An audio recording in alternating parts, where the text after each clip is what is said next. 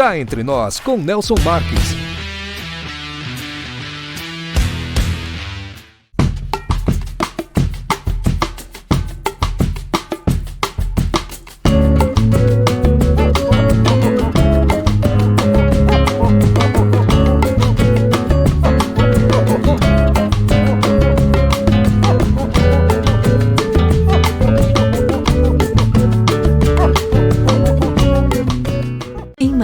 Hospede-se no Estoril Hotel, no centro de tudo, com o conforto que você merece. Ótimas opções de apartamentos, para você desfrutar de dias tranquilos, seja para lazer ou para fazer negócios. A maior estrutura de eventos corporativos da região, academia, pet friendly, estacionamento privativo e coberto e um delicioso café da manhã. Em Marília, reserve o melhor para você. Estoril Hotel.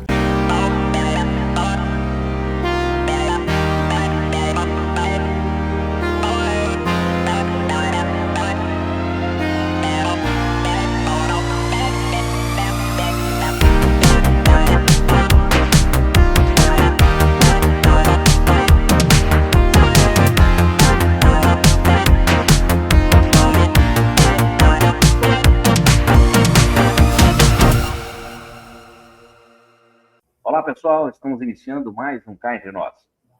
E hoje no Cá Entre Nós vai mergulhar em uma história, em uma das histórias mais importantes da ciência agrícola brasileira. Nós vamos falar sobre pesquisa, dedicação e um legado que ajudou a transformar o café do Brasil em referência mundial. Nosso convidado é um pesquisador que dedicou 44 anos de sua vida ao Instituto Agronômico de Campinas, o IAC, como é mais conhecido, uma das instituições mais respeitadas do país quando o assunto é ciência no campo. Nosso entrevistado é engenheiro agrônomo, formado pela Faculdade de Agronomia de Pinhal em 1981. É mestre em genética pela Universidade Estadual de Campinas, a Unicamp, título obtido em 1989.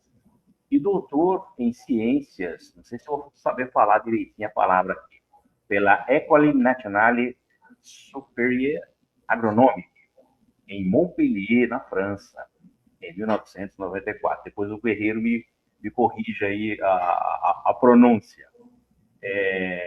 Ao longo desses 44 anos do Instituto Agronômico de Campinas, ele construiu uma trajetória marcada pela pesquisa, pela inovação, e por contribuições decisivas para o desenvolvimento da cafeicultura brasileira. Muito obrigado por aceitar o nosso convite e seja muito bem-vindo ao Cá Entre Nós, meu amigo Guerreiro. O prazer é meu, Nelson. Bacana. Mas não precisa corrigir nada, não. Tá? Vamos lá. Então, tá bom. Guerreiro, muito obrigado, viu, de antemão. Agradecer aí profundamente a seu aceite, estar aqui conosco e acreditar aqui no nosso programa e saber que a gente procura passar informações precisas para o conhecimento geral aí de todos os nossos seguidores. E para começarmos o nosso bate-papo, Guerreiro, eu gostaria que você pudesse contextualizar para o nosso público qual é a importância histórica do Instituto Agronômico de Campinas para a pesquisa do café no Brasil. Olha, o Instituto Agronômico, eu costumo dizer, sempre que posso, que foi criado, né, no Império ainda, 2 anos antes da proclamação da República, por Dom Pedro II, para atender demandas da cafeicultura. Então, o país já era um grande produtor de café. O estado de São Paulo se destacava sobremaneira, e Campinas, especialmente, é a região onde se concentravam as grandes produções, as grandes fazendas de café, usando já um certo nível de tecnologia, né? E com os problemas decorrentes do uso, especialmente do uso da terra, da terra, das perdas de fertilidade, o Instituto foi criado para resolver, a princípio, esse tipo de problema. E de lá para cá passou a trabalhar com inúmeras outras culturas, né? Então, foi de Campinas, do Instituto Agronômico de Campinas, que saíram, desde essa época, né, 1887, mais precisamente, a partir de então, tecnologias as mais variadas para resolver problemas da cafeicultura brasileira. Agora, a importância do IAC, ela não se limita, eu diria, ao país, né? O Instituto tem uma importância destacada no mundo todo, né? Hoje, vários países cultivam cultivares de café que foram selecionadas pelo IAC, usam tecnologias que foram desenvolvidas e geradas aqui pela instituição. Eu me lembro, contando um caso bastante particular, que quando nos anos 90, eu estive num congresso internacional e encontrei uma senhora que era documentalista de uma instituição, da instituição onde eu fiz a minha pesquisa de doutorado. Ela me pediu notícias de Bragância, que é a revista científica do Instituto Agronômico. E, conversando com ela, ela me disse, eu devo minha vida profissional a essa revista, a Bragância, porque eu fui contratada por uma instituição na França para traduzir para o francês os artigos de café publicados em português em Bragança. Então, assim, existem inúmeras histórias, né, do Instituto, das contribuições institucionais, não apenas no Brasil, como no mundo todo, né? História que não deve faltar, né? Conta isso, são 44 anos de dedicação, né? Me diga, o que te levou a escolher essa instituição e permanecer nela aí tanto tempo? Olha, Nelson, eu concluí a faculdade em 81 e logo em seguida eu fui trabalhar em São Paulo, na Faria Lima, numa empresa de planejamento rural, que na época era uma febre, né? Isso. Mas eu acho que o sonho de muita gente na minha época era trabalhar no IAC, pela importância que o IAC tinha, por tudo que a gente tinha conhecimento a respeito da instituição na faculdade, pelas pessoas que trabalhavam aqui, que a gente tinha como uma espécie de referência, né? De referências, assim, de grandes referências, né? De muito grandes referências. E eu tive, na verdade, uma sorte muito grande, porque eu soube de uma bolsa para trabalhar com o Dr. Alcides Carvalho na genética de café. E eu não pensei duas vezes, vim conversar com ele me aceitou, eu pedi demissão do meu trabalho, que não fazia um mês ainda que eu estava trabalhando, e vim receber uma bolsa de estagiário com ele, foi passando aí até 1990 ao lado dele, quando saí para fazer meu doutorado, né? Então, assim, era um sonho e que acabou, num golpe de sorte, me proporcionando essa oportunidade. Que bacana. Eu nunca imaginei trabalhar com café, mas depois me apaixonei pelo café e só fiz isso praticamente na vida. Interessante. Tem algumas coisas que vão acontecendo ao longo do tempo que não tem explicação e depois a gente se apaixona, né? Sem dúvida. Agora, o Guerreiro, e aí, tipo assim, ao longo dessas décadas, sabe que a cafeicultura passou por profundas transformações.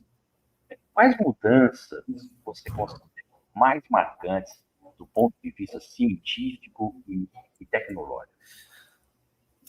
São muitas, né? E especialmente as mais marcantes foram contribuições geradas pela instituição. Eu diria que uma das mais relevantes foi a possibilidade de cultivo em solo de cerrado, por exemplo. Esse trabalho, essa pesquisa foi desenvolvida por pesquisadores do IAC,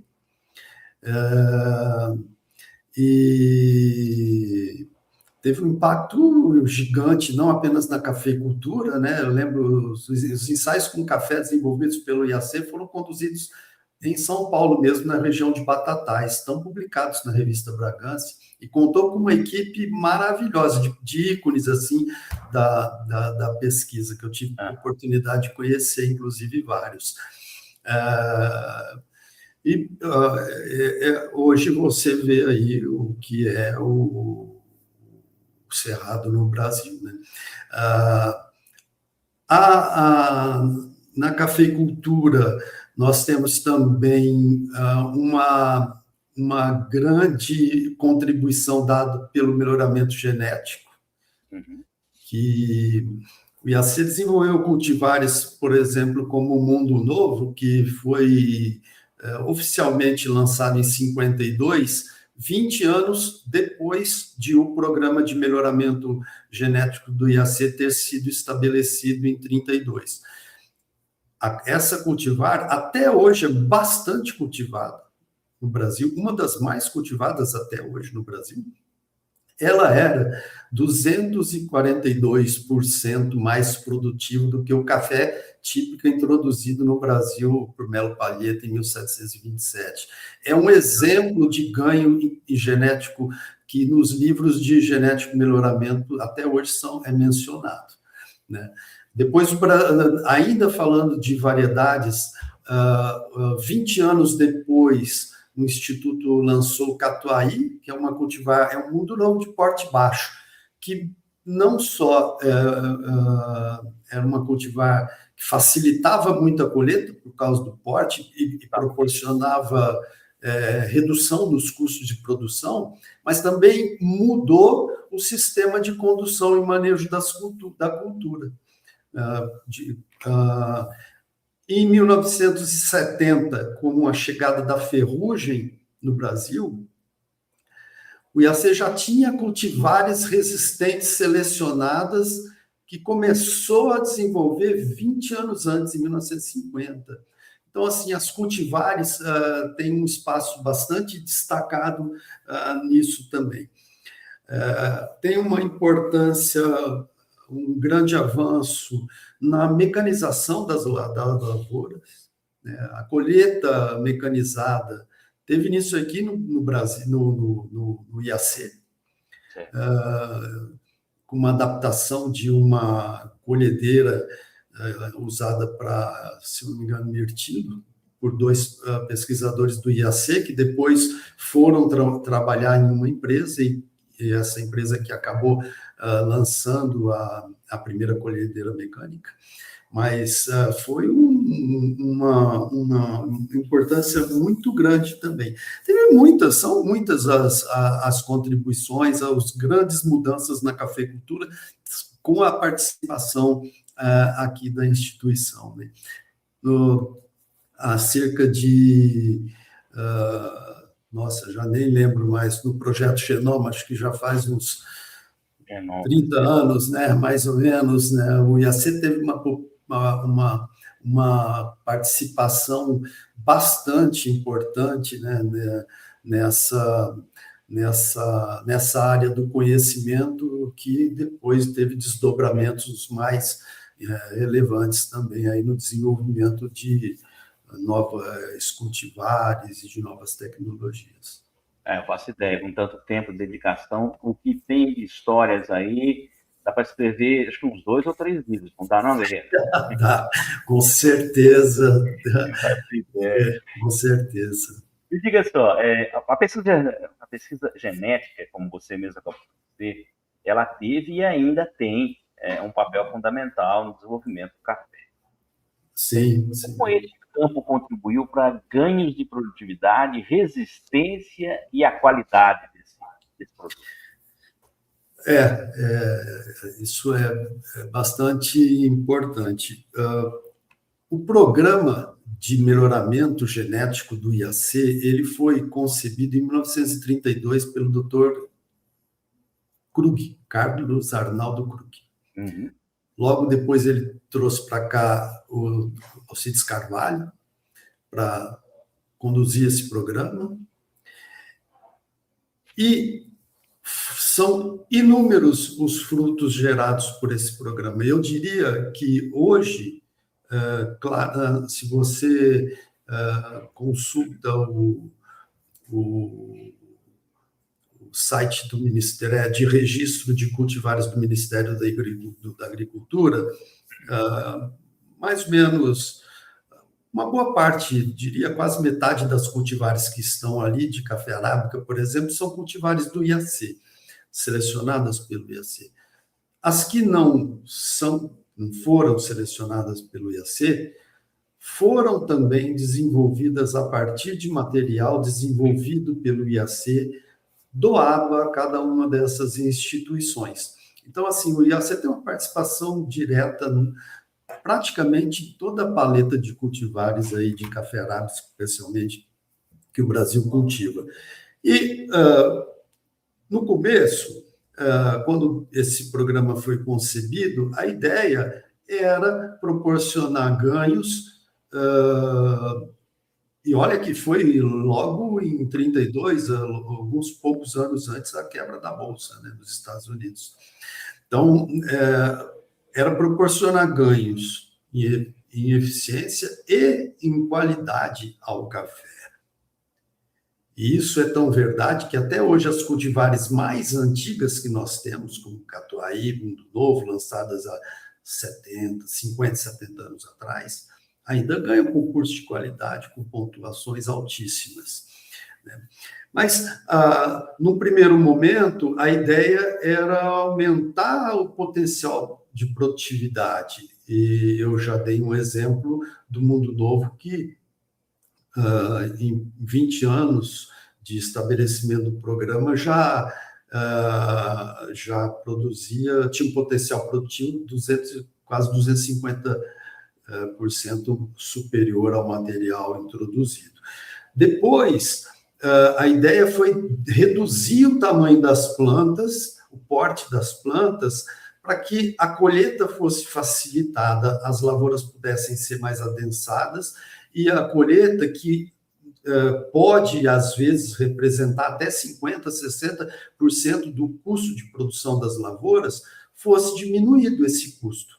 Então, foram lançadas cultivares de porte baixo e com essa finalidade. Catuai é o exemplo, vermelho e amarelo é o exemplo mais marcante disso. Bom, depois nós fizemos cultivares com resistência à ferrugem, que é uma doença importante no Brasil e que nem existia nem existia no país, nem tinha sido detectada no país quando o programa começou. Então, foram várias linhas relacionadas à eficiência, ou seja, a redução de custo, aumentar a produtividade, diminuir porte facilitando a colheita, inserindo resistência à ferrugem, por exemplo, mais tarde a nematóides, que é uma praga de solo, que foi... o IAC já lançou cultivar em 87, e agora, recentemente, em 2023, uma nova cultivar multiresistente a 3 espécies de nematóides. Mas também nossas pesquisas sempre foram voltadas a qualidade, né? Reduzindo o custo de um lado e agregando valor de outro. Desenvolvendo cultivares, por exemplo, às vezes não tão produtivas, mas com um potencial, digamos, do ponto de vista sensorial, diferenciado, que permite ao produtor ter lucros com a atividade que explora. Guerreiro, inclusive aí falando de produtor, tem uma pergunta que eu gostaria de fazer para você, que acho que você tem como me falar isso mais claramente, né? Que muitas vezes o produtor rural talvez não perceba diretamente o trabalho dos centros de pesquisas. Como que esse conhecimento gerado pelo IAC chega na prática ao campo e ao dia a dia do cafeicultor? Olha, sempre houve uma relação muito próxima da instituição com o usuário, com o produtor. Nós sempre tivemos uma proximidade muito grande. Eu me refiro especificamente à minha área de atuação, que é a cultura do café. Aqui no nosso prédio, na Fazenda Santa Elisa, nós reformamos o nosso prédio uns 20 anos atrás. Mas, no saguão, quando nós entrávamos no prédio, do lado, e tinha uma janela que era uma chapelaria. Era um local onde os produtores punham seus chapéus, seus guarda-chuvas, para conversar sobre problemas que eles tinham. Isso sempre existiu e até hoje nós recebemos. Claro que hoje a forma de comunicação mudou um pouco, mas a gente hoje, até hoje, tem bastante contato. Muitos dos nossos experimentos, eu diria até a maior parte dos nossos experimentos de campo, são hoje conduzidos em propriedades particulares, né? Então, esses produtores, além dos nossos parceiros da própria secretaria, né, como a CAT, nós temos também os próprios produtores que são parceiros na difusão de tecnologia, né? Então, recentemente... Você faz a pesquisa junto com eles, de repente. Assim, em loco, né? Sim, exatamente, né? Eles contribuem, eles, inclusive, monetariamente, eles conduzem os experimentos, né? Todas as atividades que são necessárias para que um experimento de campo, que deve ser conduzido com bastante rigor, são assumidas por produtores em muitos dos casos, né? Nós fazemos depois dias de campo nessas propriedades, e isso acaba funcionando como uma difusão de conhecimento nas regiões onde esses experimentos são instalados. Interessante. Guerreiro, o Brasil ele é referência mundial em café. É possível afirmar que essa posição de liderança está diretamente ligada ao investimento contínuo em pesquisa científica? Sim, sem dúvida nenhuma. Eu acredito que para uma cultura como o cafeiro, que é uma espécie perene, de ciclo longo, é muito difícil você gerar, especialmente no que está relacionado ao melhoramento do cafeiro, né, ao desenvolvimento varietal. É muito difícil você gerar tecnologia, ou seja, novas cultivares, começando um programa a cada 5 anos. Isso é impossível, né? Os resultados só vêm quando você tem continuidade, quando você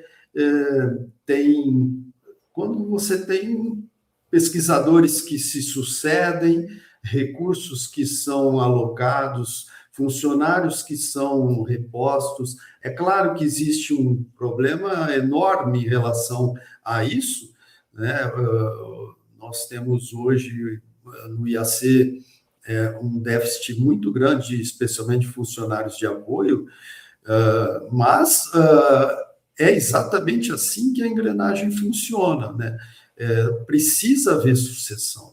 Precisa haver sucessão. Nós lançamos, como eu disse agora há pouco, em 2023, uma cultivar porta-enxerto com resistência a 13 espécies de nematóides.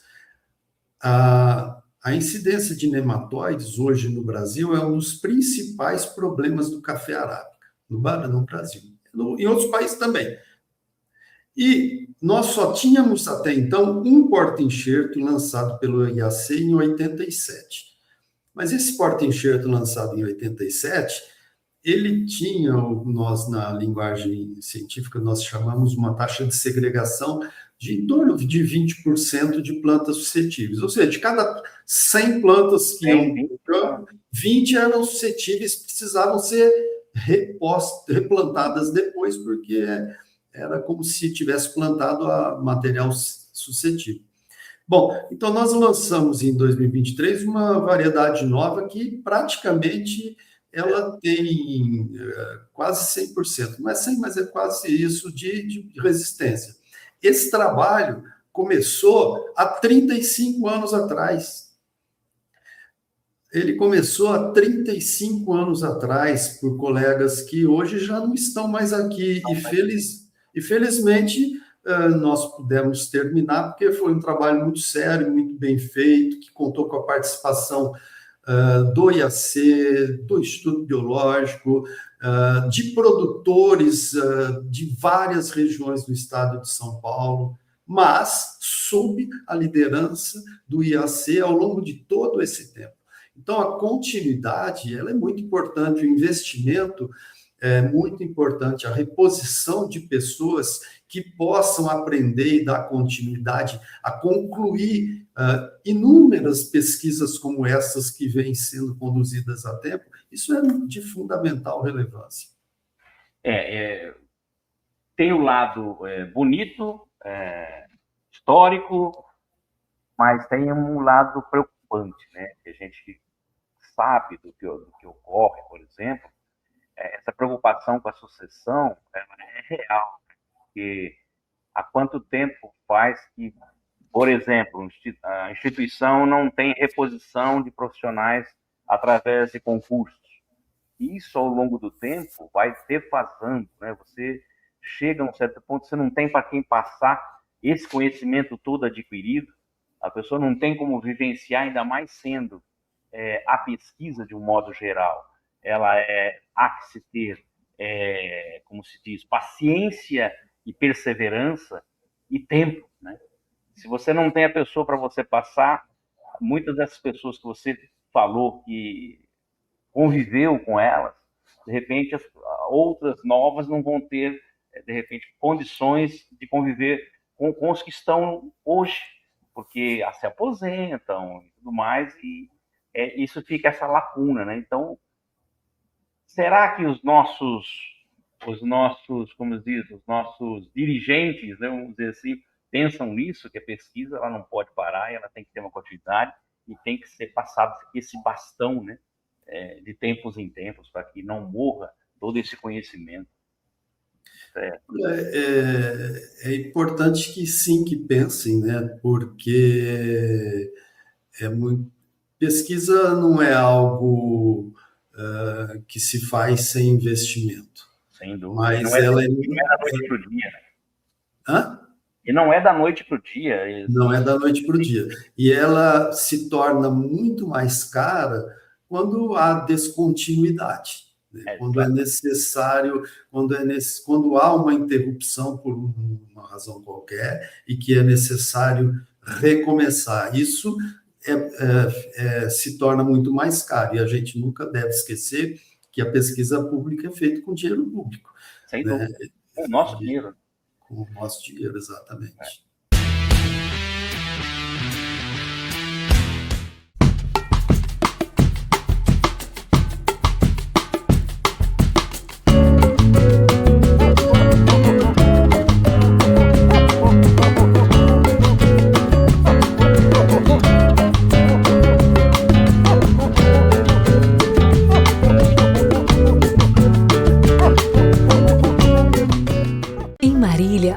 Hospede-se no Estoril Hotel, no centro de tudo, com o conforto que você merece. Ótimas opções de apartamentos, para você desfrutar de dias tranquilos, seja para lazer ou para fazer negócios. A maior estrutura de eventos corporativos da região, academia, pet friendly, estacionamento privativo e coberto e um delicioso café da manhã. Em Marília, reserve o melhor para você. Estoril Hotel.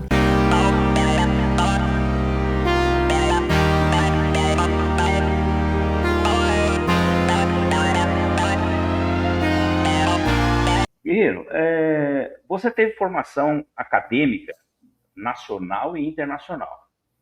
Quais as diferenças e aprendizados dessa experiência internacional você trouxe para a pesquisa cafeeira brasileira? Bom, de fato, tive várias oportunidades e olha, dos grandes ganhos, digamos assim, pessoal, que eu tive, de pessoal, mas também com reflexos no meu trabalho em grupo, em equipe aqui, ter estabelecido redes de relacionamento, né, com pessoas de vários países aí do mundo todo que têm relação com a cafeicultura. Países produtores, países consumidores, países os mais diversos, né? Isso permitiu que eu tivesse oportunidade de, às vezes, participar, outras vezes de liderar projetos, grandes projetos internacionais, para resolver problemas comuns a vários países, né? Então, a forma de trabalhar em equipe, isso é uma coisa que foi muito importante para mim. Enriquecedora. Sem dúvida nenhuma, sem dúvida nenhuma. A rapidez como algumas coisas podem ser resolvidas, né? Eu tive a oportunidade de ver que isso fora é possível, né? Então, quando a gente tem recursos disponíveis, as pesquisas andam muito mais rápido, podem andar muito mais rápido. Tive a oportunidade, desde que me formei, de trabalhar em uma equipe de pessoas brilhantes, né? Então, quando saí, eu também trabalhei com pessoas que eu tinha bastante admiração, mas não eram pessoas tão diferentes em termos de... Na cafeicultura que eu conhecia aqui eu trabalhei com Alcides Carvalho, pô, não podia esperar... não podia esperar nada melhor que isso. Mas, sem dúvida nenhuma, né, a agilidade no uso dos recursos, e a possibilidade de falar, né, se comunicar com outras pessoas, trabalhar junto, entender que as pessoas têm, às vezes, necessidades comuns, que a gente pode fazer coisas em conjunto. Isso foi bastante importante para mim. Guerreiro, olhando para o futuro, quais são os principais desafios da cafeicultura brasileira, especialmente diante dessas mudanças climáticas e das exigências deste mercado global de hoje? Bom, hoje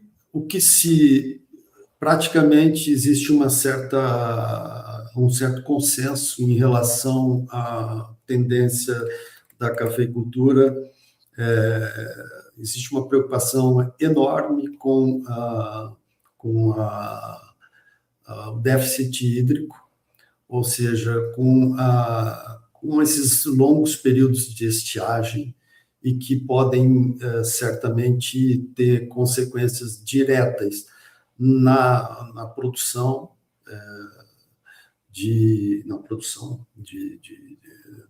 do café, e também uma preocupação muito grande com a qualidade do café. Então, como eu disse, desde o início do nosso programa aqui em 32, a qualidade já era uma preocupação importante, quando o Dr. Krug criou esse programa, mas a forma de se enxergar a qualidade mudou muito hoje, né? Então, hoje a gente tem critérios que não são os mesmos que nós usávamos há muitos anos atrás para avaliar qualidade sensorial. Então, o mundo passou a pagar muito mais caro por cafés diferenciados.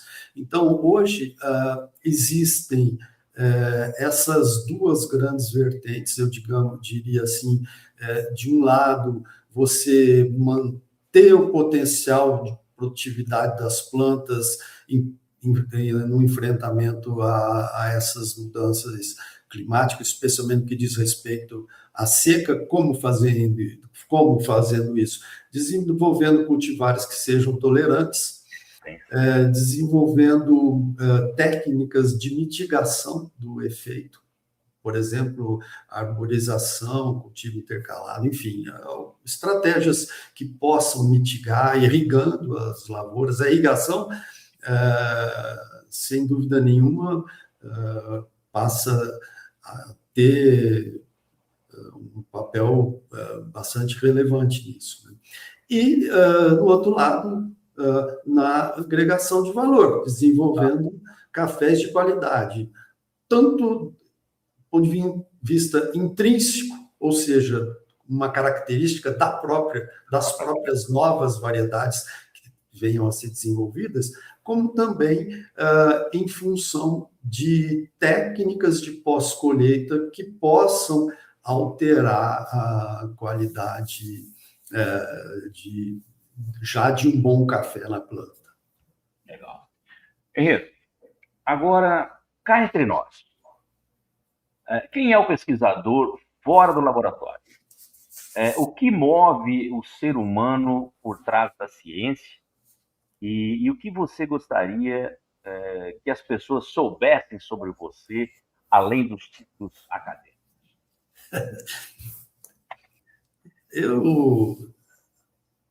Na verdade, se você tivesse perguntado isso para minha família, eles iam dizer que eu só trabalhei na vida. Mas eu sou uma pessoa comum, uma pessoa qualquer cheia de erros, mais talvez do que acertos, mas que tive a felicidade de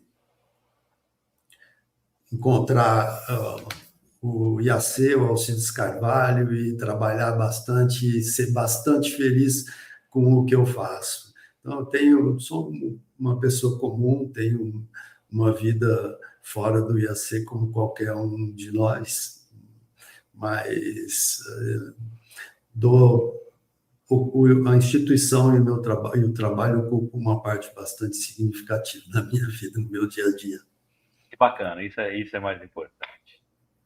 Guerreiro, quero agradecer assim, imensamente a sua presença, a sua disponibilidade e principalmente a sua contribuição para a ciência brasileira e para a história do café no nosso país. Viu?